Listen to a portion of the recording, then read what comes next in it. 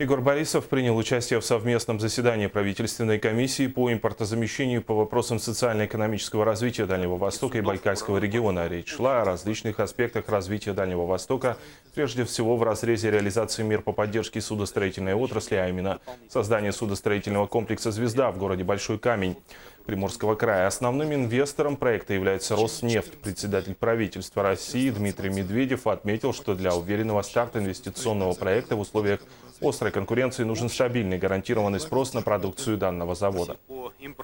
В этом случае отрасль имеет все шансы не только закрыть существенную часть отечественного рынка гражданского судостроения, но и занять прочное место на мировом рынке. Хотя, скажем прямо, это совсем непросто. На мировом рынке нас никто не ждет.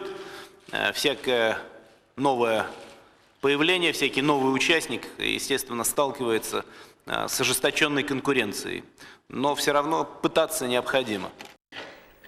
В то же время правительство республики ведет активную работу с Ленским пароходством и Фондом развития Дальнего Востока и Байкальского региона в части реализации проекта строительства судоверфи в Якутии.